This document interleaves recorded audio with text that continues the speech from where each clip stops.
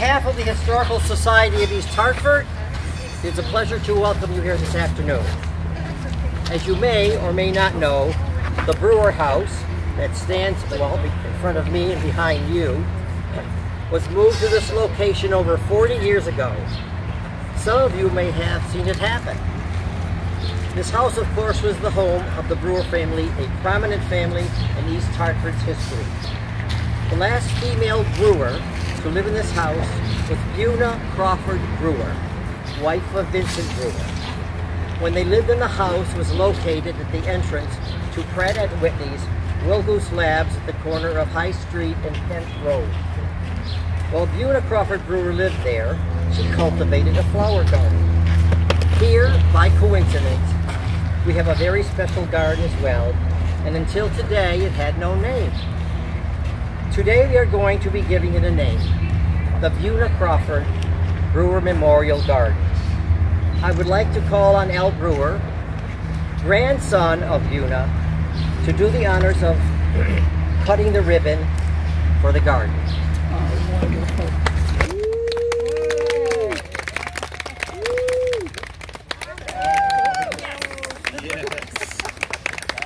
The garden is now dedicated.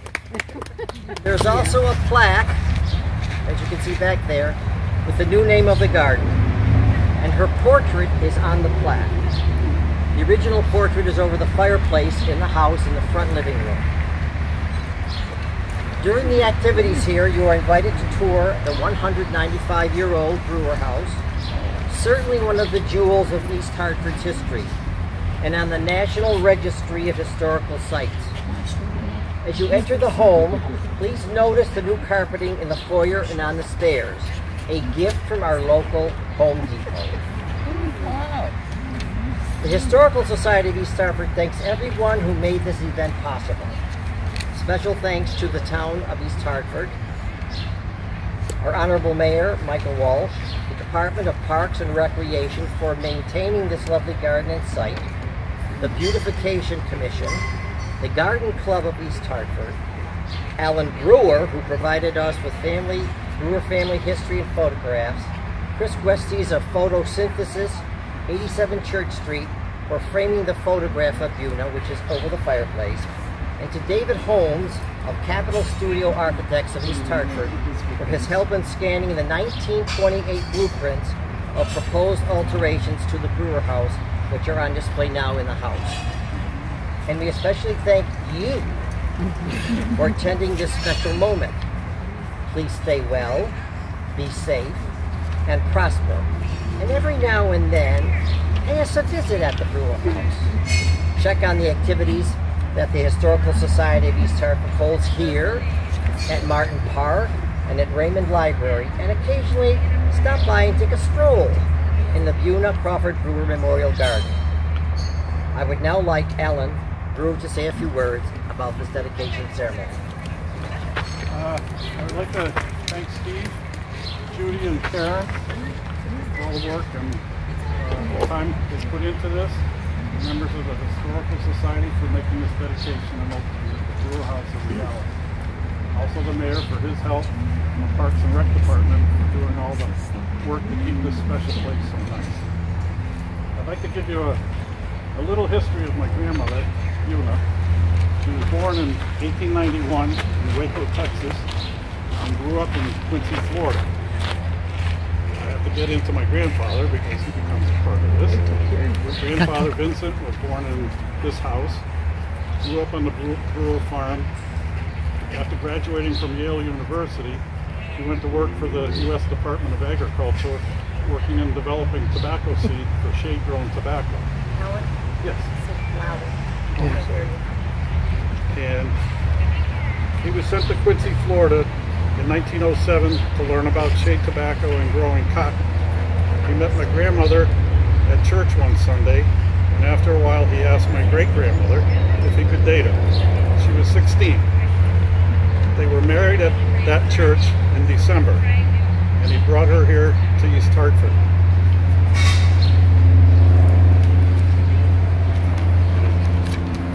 They were only here for 3 months. My grandfather was contracted by the British government go to Barberton, South Africa, live on a plantation, experiment growing shea tobacco and cotton. I can't imagine what it was like for my grandmother, 17 years old, going to live in Africa. And back then there were no planes, no cell phones. They were on a boat. That was their honeymoon. While on the plantation, she gave birth to my Uncle Chet. After 2 years there, my great-grandfather died back here in East Hartford. So my grandfather, grandmother, and baby Chet came back from Africa to take over the farm on High Street. Una gave birth to my Aunt Sarah in 1911, my father, Charles, in 1914, my Uncle Robert, 1916, and my Aunt Annette in 1921, all born in this house. In the spring and summer, during the Depression, when the gardens were in bloom, my grandmother would open the front parlor as a tea room to make extra money. She did this again after the hurricane of 1938 wiped out the farm. My grandfather got the farm back on its feet, and the farm became very profitable once again. In the late 1940s, they bought a beautiful house on Bass River on Cape Cod. My grandmother was in her glory, making flower gardens all over the 2 acres of property they had. I remember all the flower smells when we would visit during the summer in the 50s and 60s. And yes, I would have to deadhead the petunias and do other garden things. My grandparents sold the Brewer house to Pratt & Whitney, I think in the early 1950s. And my Uncle Chet took some of the farmland and built the 2 mobile home parks on High Street.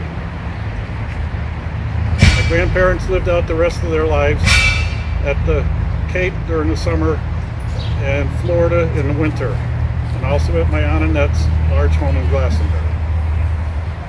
I know my grandmother would be thrilled to see this today. Thank you. Thank you, Al.